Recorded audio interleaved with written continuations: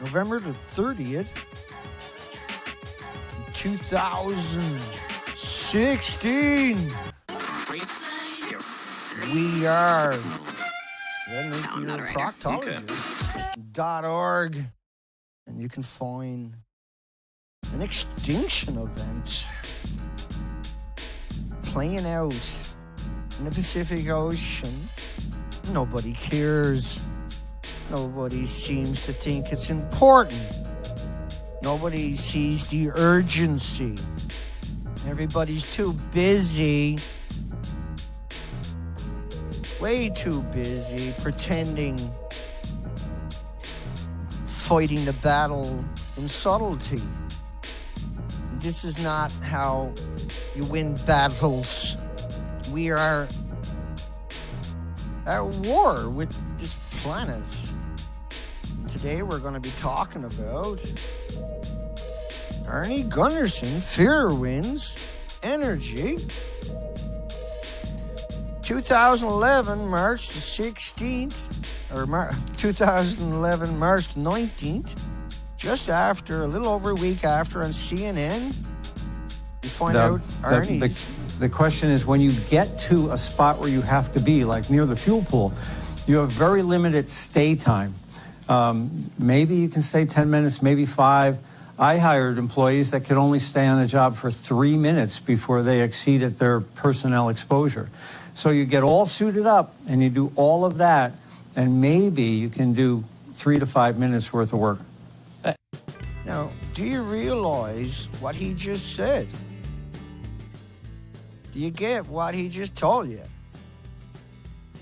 Now, that was in reference to his work at 3 Mile Island, I would imagine, where he hired guys, not men, not heroes, not supermen, but guys for 5 minutes. And so this is, you're talking about X-rays and neutrons and gamma shine. Just, you're all dressed up was the cover story. That don't protect you from gamma or X-rays and neutrons, and that's why their max was 5 minutes. It was more likely 30 seconds, and it was more likely they were homeless. So he murdered people, is what he's telling you. He didn't go and get his dose in 5 minutes. Some guys that he hired did. Is that what you say about heroes? You call them guys? So if you think Arni is not rootless, you got a whole freaking lot to learn, don't you?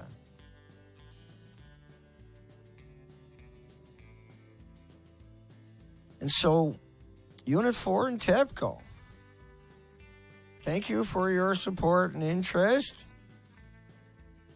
And this one is where he's going to claim,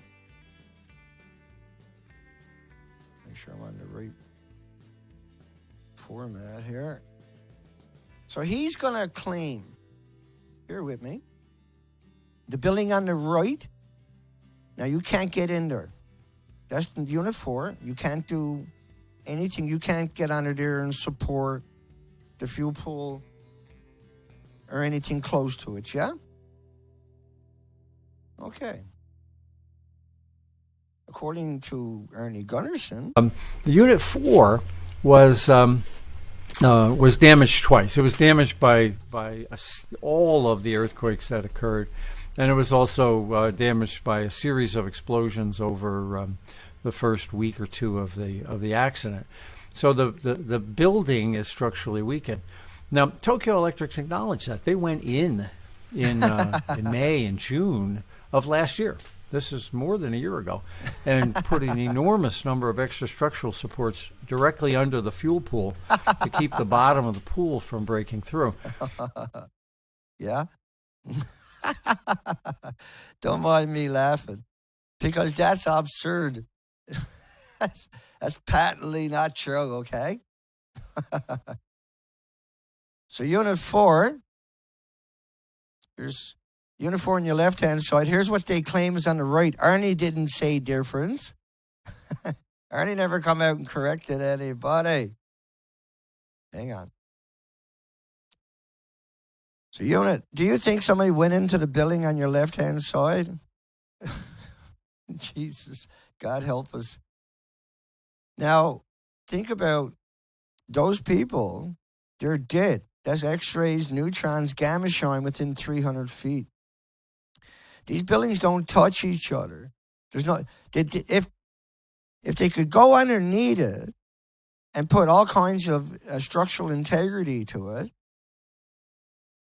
why did they use robots to build that? Why did they use the big cranes? Why didn't you know what I'm saying?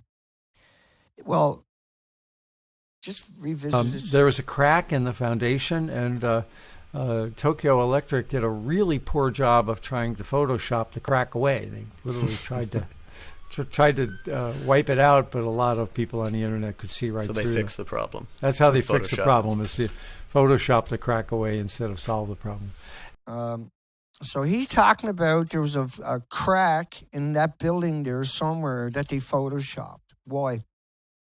As the distraction, as the manipulation, as the big deception. Do you care if there's a crack there? Really? Huh? Do you? Do you get what's going on?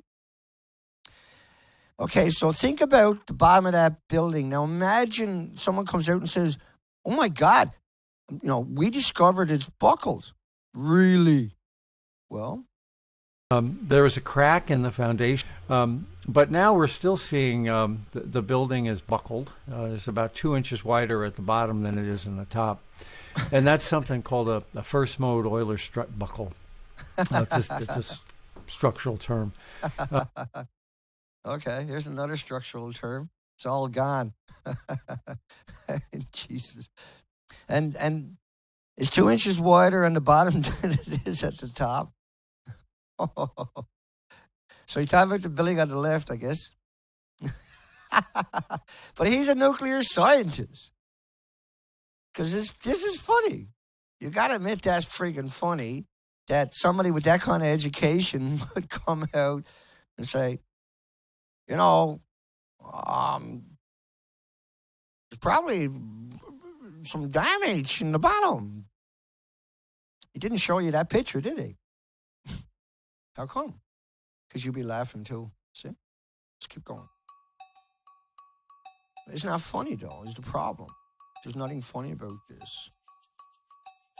There's another fable about uniform. And now this, of course, it makes the situation even more of a concern because the building may not be sinking perfectly horizontally. It may begin to be tilting in a situation like this, which becomes an even bigger concern. And of course, you've talked about Unit 4 quite a bit, and it's maybe more sensitive than the other buildings. What could be the possible consequence, I suppose, of Unit 4 becoming less structurally sound? Yeah, well, do you really think you can get less structurally sound than what it is? Now remember, there's supposed to be 2 million pounds up on the roof that's not even there. Arni didn't come out and correct any of that. Okay, let's keep going. Unit 4 has the most nuclear fuel in the fuel pool. It has no nuclear fuel in the nuclear reactor or in the containment. So all of the nuclear fuel is out of the reactor in the fuel pool. Okay, well, there's no fuel pool. There's no fuel pool. So if there's no fuel pool, what the frig is he talking about? Well, there's the fuel pool on the right-hand side that he's alluding to. Here's another way of looking at the building. The fuel pools are up high on the right-hand side, those red depictions. I know if I don't bring myself in and actually physically go up and say that is a fuel pool, that is a fuel pool, and they should be up right around here in this building below me. Right? These are the same buildings. Just saying, right? You're pretty gullible if you believe what he just said. It also has an entire hot nuclear core in the fuel pool. Fuel pool is the red ones at the top. Do you see the fuel pools on the left? There's 1/3 of the building to the left of what's on the right. But the building on the left, there's nothing there. The guts are hanging out of it. Which is why it still steams on on cold nights, you'll still see the steam coming off the fuel pool. Well, you can't see steam coming off a fuel pool that don't exist. How can you see steam coming off this fuel pool right here or that one right there when they're not here? So the steam was coming up. It was radioactive fallout. It's not steam. Why would you use that word? Why would you say steam and not radioactive material, highly radioactive steam or material that looks like steam? Why would you keep repeating the word steam? Because you're trying to portray a fuel pool that don't exist. And because most people don't know nothing about it, they don't understand the terminology. They don't understand the lingo. They don't understand the math. They don't understand the isotopes. New analysts of Unit 3, you'll love this one. That's Unit 3. Unit 3 is the same as Unit 4, the reactor to your left. But yet Unit 3, this is after the explosion. Here's another look at it. It's all gone. You can see Unit 2, it's all gone, but the building is still there. So you can see there's a radical difference in these two buildings. Maybe it's just me, or maybe it's not. Now let's go listen to Arni. I'm Arni Gunderson from Fairwinds. If you've been watching the site lately, it's been about 3 weeks since we updated a video. During that time, Maggie and I have been on the road making a couple presentations in Massachusetts, a couple TV shows, and some radio and print. That'll be on the site over the next couple of weeks to inform you of what we've been up to. But something happened last night that I really wanted to share with you right now. I got an email last night from Ian Goddard. And Ian is a longtime watcher of this site and has done some really great analysis in the past as well.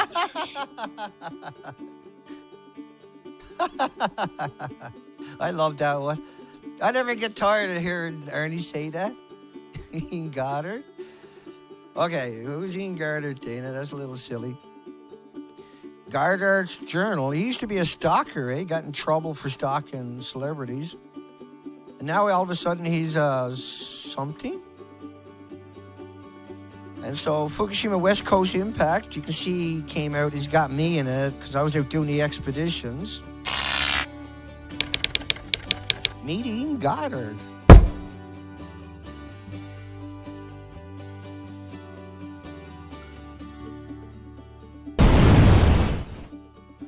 The Fukushima nuclear disaster released large amounts of fallout into the Pacific Ocean, as seen in this model by Behrens and colleagues.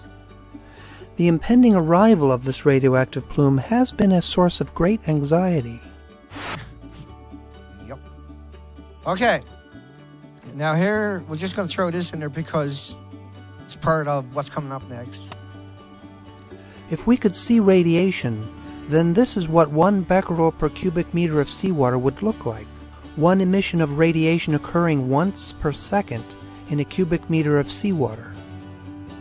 So the expected peak of cesium-137 on the west coast would look like this.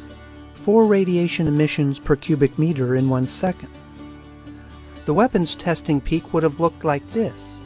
70 radiation emissions per cubic meter per second. In contrast, the radioactivity of natural potassium-40 in seawater looks like this. 12,000 radiation emissions per cubic meter per... Okay, per 1,000 liters. And so natural radiation is homeostasis. Your body is acclimated to it through genetic superior selection. And it's irrelevant. It's not power. You can't power a light bulb or a chain reaction or make a dirty bomb, or you don't need nuclear waste sites for bananas or potato chips or walking in the sunshine or sleeping next to somebody or getting on an airplane or climbing a mountain, or radiation is everywhere. This is what the apologists will tell you. All of those and many more like it. So Arni knows who Ian Goddard is. He's not someone you covet.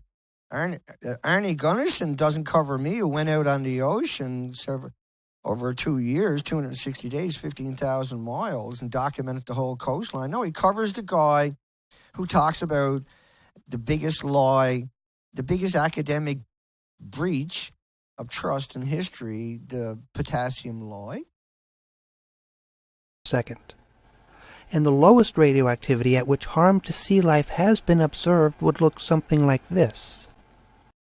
He's talking about natural radiation. You can't get more natural radiation in your body than you already got. Your body equalizes. Man-made, you sequestered in your muscles, your organs, your bones. Arni knows that. And Ian knows that. And so this is a vicious lie. He took a look at an old TEPCO video. He's talking about Ian Goddard, the same guy just told you that lie. And Tokyo Electric had gone into the Unit 3 fuel pool just Okay. I'll finish playing that out. once. You remember that Tokyo Electric had gone into the Unit 3 fuel pool just once. Had gone into the Unit 3 fuel pool just once. You don't come back out. You die right there. You won't make it in, let alone make it back out. This is why we have terrorist laws. This is why we have nuclear waste sites or holding sites. This is why we can't create a repository. That's Unit 3 that he's talking about. So that is a brutal lie, what he's telling you. And he told it to you right away. Let's keep going. You remember that Unit 3 is the reactor that's blown to smithereens. Yeah, we do remember. The video showed a lot of damage. But Ian Goddard was able to find one spot that there's clearly something that appears to be discernible. So Ian Goddard found one spot. That's not the end of it, trust me. Okay. So Ian Goddard found a fuel pool, for starters, is the most amazing thing that anybody could even conceive that there's something left. The fuel pools were up high in the building. Up here. And up here is not there anymore. So what is Arni talking about? Well, he knows you don't know this stuff. And so he brings in the crazies, Ian Goddard.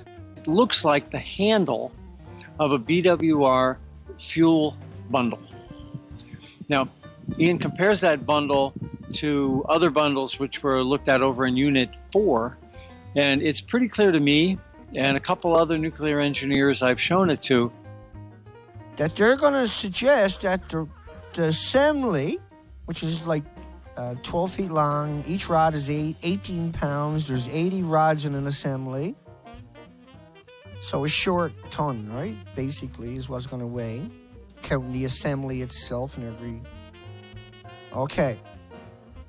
So what he's going to try to say is that Unit 3 got one of the assemblies that you've seen there were from Unit 4.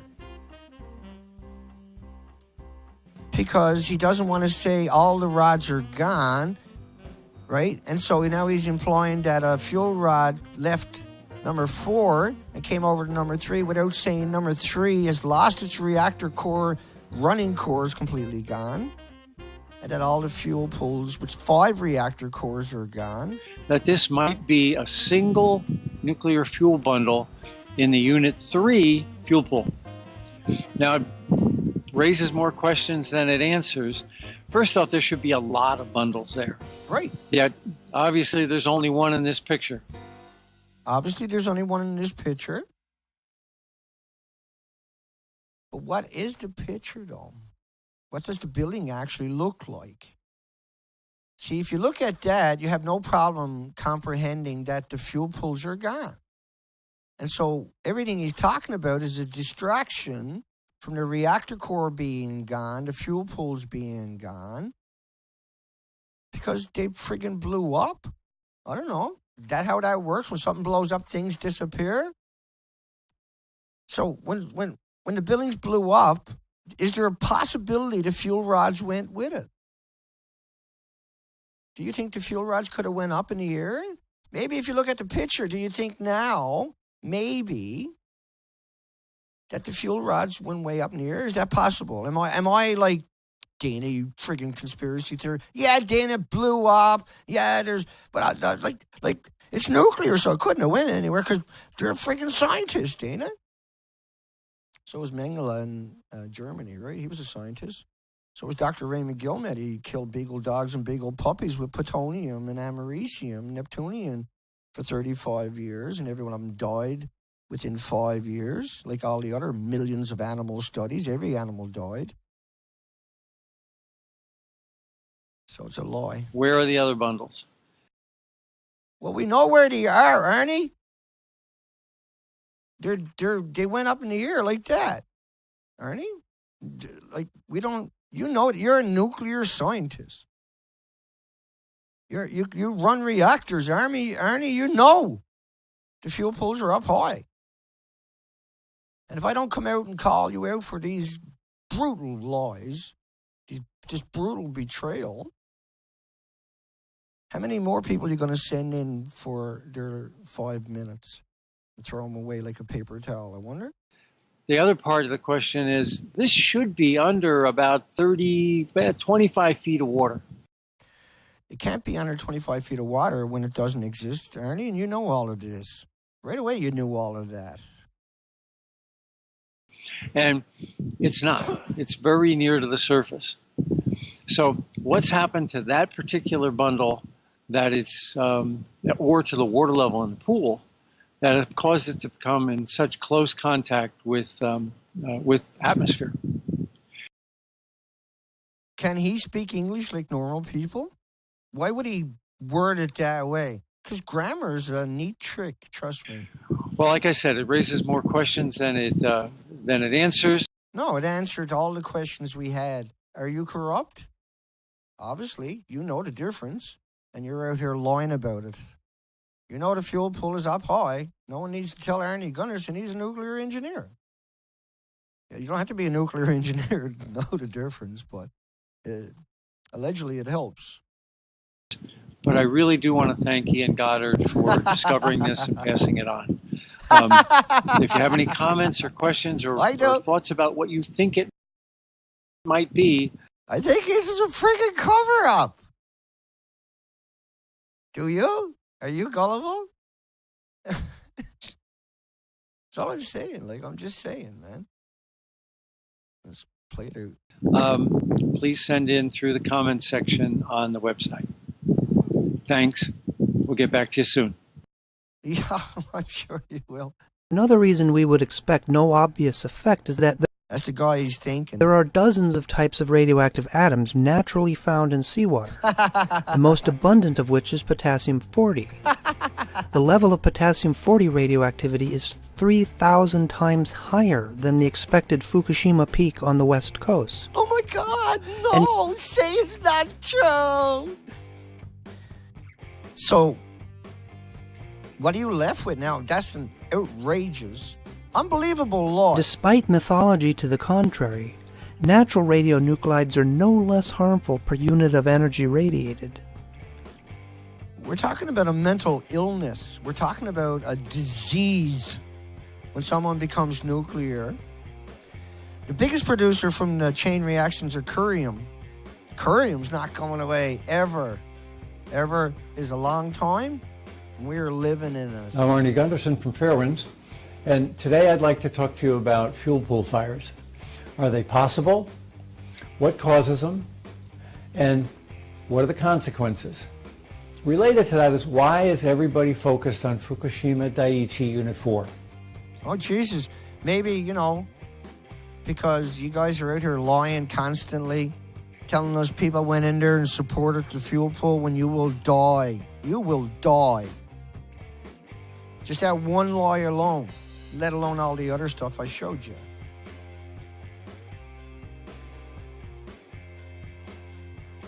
Okay.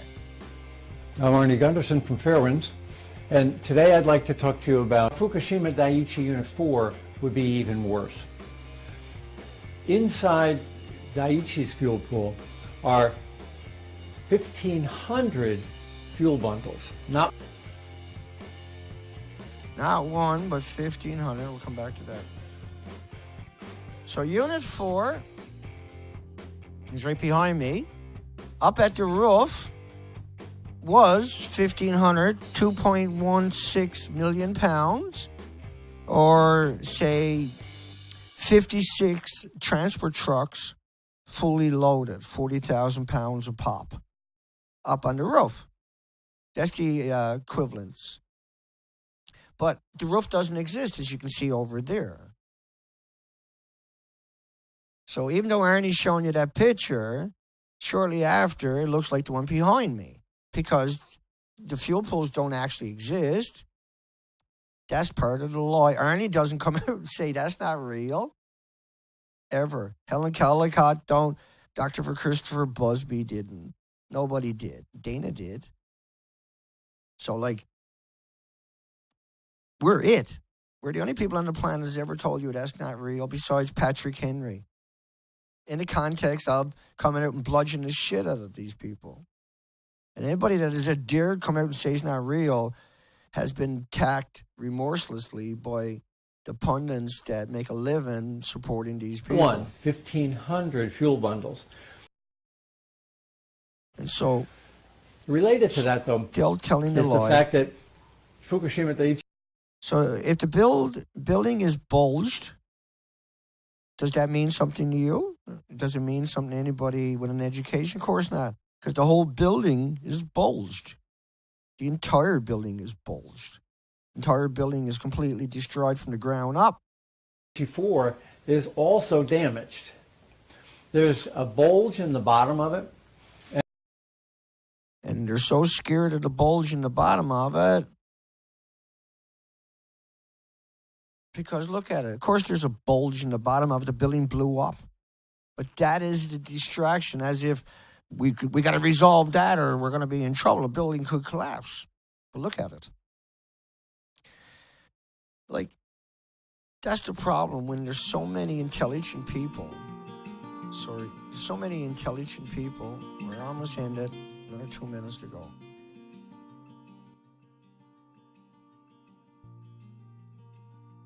In early July, the fuel pool cooling system failed at Fukushima Daiichi. Both the primary pump and the backup pump failed. So how can a fuel pool... This is how to keep the lie alive, right? So they claim the fuel pool pump has failed. Big fucking whoop. You can go fix it. But in reality, the building is actually destroyed, as evident here, right? Right. This is why they've done that. Arnie knows this, right? He knows this exists. He's not naive. He knows these fuel pools are fake. He doesn't come out and call them on it when that would be the most effective thing to do. You know, they died. They might live for a couple of weeks. They might be able to work there for a couple of days, that distance. They get any closer. Everybody you've seen here is homeless, destitute. They're not Harvard, not Yale, not Berkeley, not Stanford, not MIT, not Oxford. And so when you really look at the buildings, you understand the fable. It's really, really, really, really simple. And everything Arnie says, his whole history has been predicated upon lying, manipulating, and deception. Now apparently he learned his lesson and he's trying to help the world. Then why doesn't he come out and explain it properly? Not that he hasn't had enough opportunities or enough time or the ability. Because my computer died yesterday, we got it working, but I'm going to have to reformat it. I'm not plugging it in today because I'm afraid they done something to it yesterday when it died. And so I'm going to reformat it. It's working funny. If I plug it in, it's a direct route into my other equipment. And it's 3 days in a row. Hardcore. Helen Kellicott, Christopher Busby, Arni Gunderson. If anybody thinks that doing what I do is remotely fun or remotely satisfactory. What's the word I'm looking for? I can never win by doing what I'm doing, by attacking the lawyers. Particularly when they are the most popular people out there and everybody is willing to ignore the evidence, ignore the truth, ignore the implications, ignore the extinction event playing out in the Pacific Ocean. We done that whole coastline. Have one look at it. It's gone. It's gone forever. We done the whole coastline. We've never been mentioned. Caldecott won't mention us. Busby won't mention me. Gunderson has never mentioned me. They told you the fable. They walked you down the road of suicide, howling onto your friggin' hand. The lawyers have got away with it by using this against you, against me, against everything we covet, against our future. Pretending it's not destroyed, pretending it's fantastic, and shoveling it down your throat and attacking you if you dare have another narrative. How dare you have another narrative? Hugs for everybody. Take care, folks.